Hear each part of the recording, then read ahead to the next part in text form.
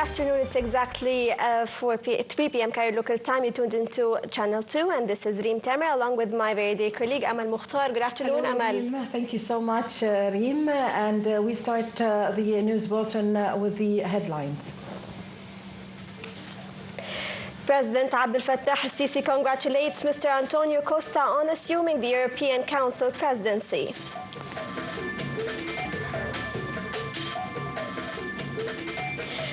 Parliament Speaker Gebeli congratulates heads of media authorities after taking their oath.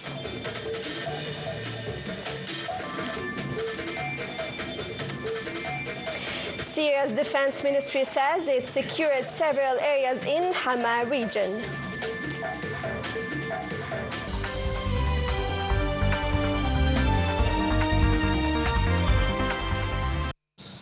Welcome back. The news in detail. On his account, President Abdel Fattah al-Sisi congratulated Mr. Antonio Costa on the occasion of assuming the presidency of the European Council. His Excellency expressed his hope to strengthen the close relations between Egypt and the European Union and to intensify the joint work and coordination on issues of regional security and stability, as well as addressing ongoing conflicts.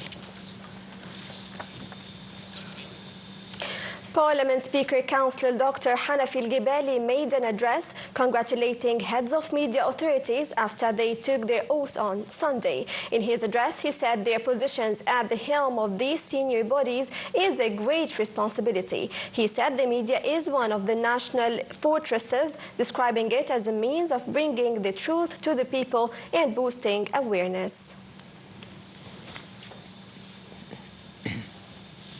Earlier on Sunday, Parliament Secretary General Councillor Ahmed Manna received the new heads of the media authorities before they take the oaths. He received Engineer Khalid Abdelaziz, head of the Higher Media Council, Engineer Abdel Sadiq Al-Shurbogi, the head of National Press Authority, and journalist and writer Ahmed Al-Muslimani, head of the National Media Authority. The meeting was held in accordance with the legal and constitutional frames organizing the management of the three authorities.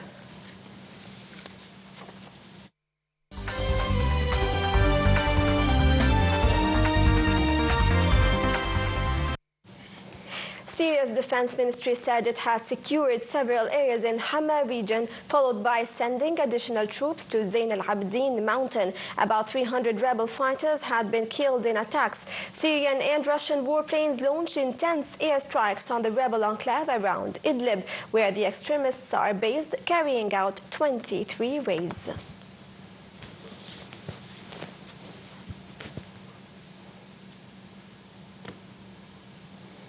Syria's second city of Aleppo is no longer under the control of President Bashar al-Assad's government for the first time since the country's conflict began.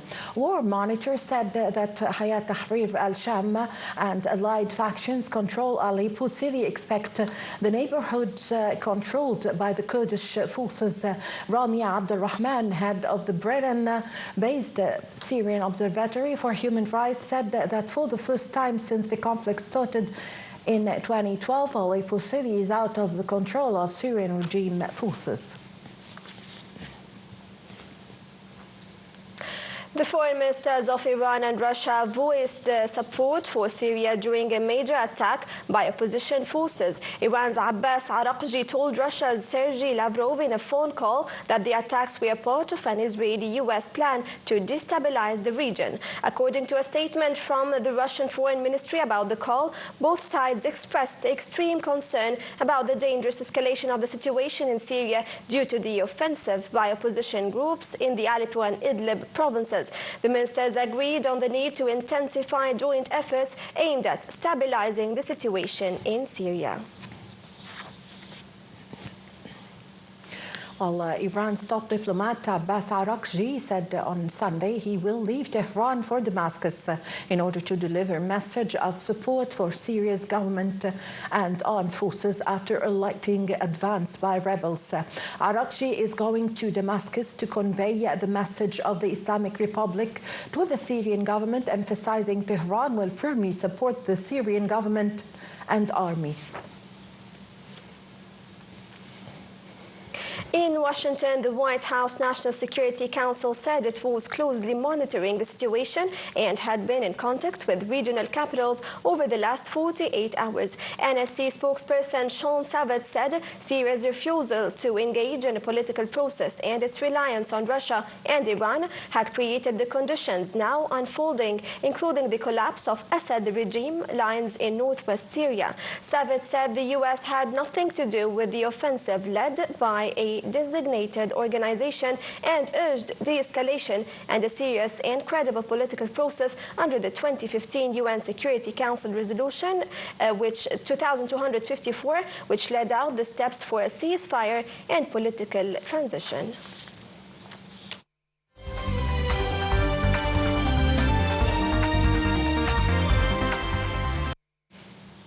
Israeli military strikes killed at least 40 Palestinians overnight in the Gaza Strip, many of them in the Nusayrat refugee camp at the center of the enclave, medics said, after Israeli tanks pulled back from parts. The Gaza Strip has descended into anarchy with hunger soaring, looting rampant and rising numbers of rapes in shelters as public order falls apart, the United Nations said. Head of the UN Human Rights Office in the Palestinian territories said that Palestinians are suffering on a scale that has to be seen to be truly grasped.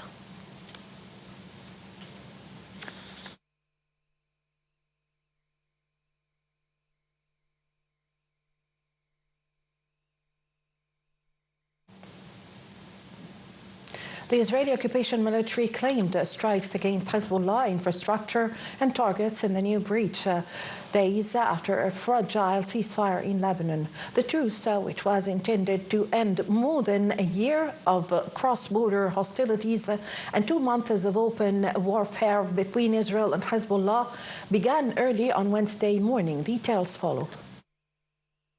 Days into fragile ceasefire, the Israeli military carried out airstrikes in Lebanon against what it claimed to be Hezbollah activities that it said posed a threat. The Israeli occupation army said it had also struck infrastructure on the Syria-Lebanon border. In a statement on Saturday, the Israeli military listed 4 separate strikes in Lebanon on facilities and vehicles belonging to Hezbollah, saying it had acted against activities in Lebanon that posed a threat. Meanwhile, Lebanon's health ministry said that an Israeli strike on a car in Majd al-Zoun wounded 3 civilians, including a 7-year-old child. Lebanon's state-run national news agency, NNA, also reported continued violations of the ceasefire by Israel, including an incident in which an Israeli tank crushed a number of cars and surrounded some families, who were later evacuated by the International Committee of the Red Cross. Separately, Israel's military said it had launched a strike targeting infrastructure sites adjacent to border crossings between Syria and Lebanon.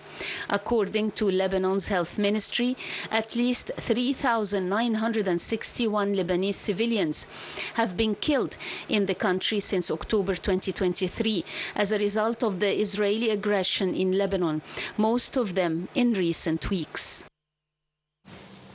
Israel said today that a projectile launched from Yemen was intercepted before it crossed into Israel territory. The Israeli military earlier said the sirens had sounded in a number of areas in central Israel following a launch from Yemen. The Houthis have fired missiles and drones at Israel repeatedly in solidarity with the Palestinians since the Gaza genocide war began in 2023. Russia have launched attack drones at Kyiv in its latest overnight airstrike on Ukrainian capital. Air defenses destroyed armed dozen drones over the city. No injuries were reported after debris fell on one city district. At least 3 people were killed in a Russian drone attack on the southern Ukrainian city of Kherson. The regional governor said 7 more people were wounded in the morning attack. Russian forces withdrew from Kherson city in late 2022, but have regularly attacked the regional capital with artillery and drones from the other side of the Dnipro River.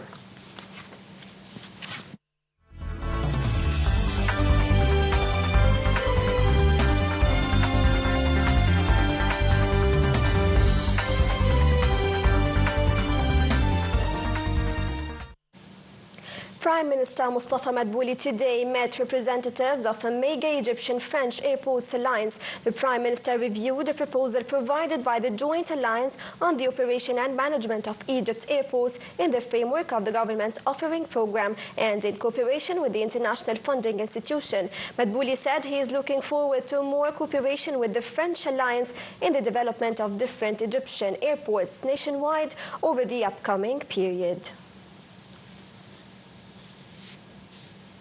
Egypt's markets turned green at the start of today's dealings amid Arab and foreign investor purchases against local investor sell-offs. The market capital of listed companies gained 11 billion Egyptian pounds, so far crossing 2.2 trillion. The benchmark EGX 30 rose 0.4% near the 30,355 point mark. The equal weighted indices EGX 70 and EGX 100 both climbed 0.8%.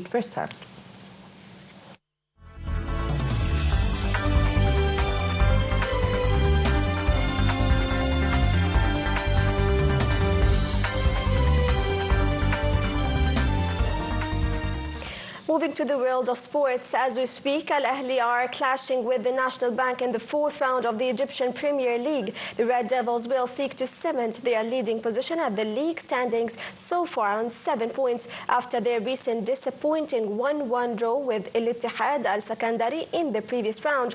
The National Bank are on the bottom of the league rankings with 1 point.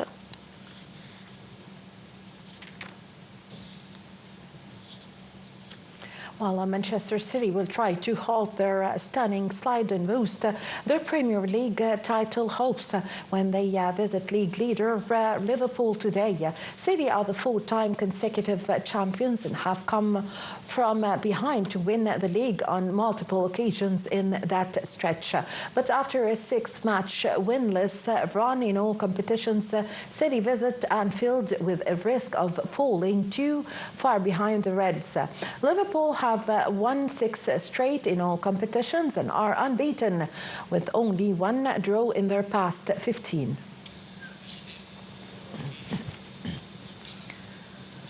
Well, with this, my dear viewers, we come to the end of our news bulletin from Channel 2 and Nile TV International. My name is Amal Mukhtar. I have all the pleasure to be accompanied with my dear colleague, Reem Tamer. Thank you, Reem. Thank you so much, Amal. Thank you, dear viewers. Stay tuned for more updates on the top of the hour. Now it's time to say thank you for watching.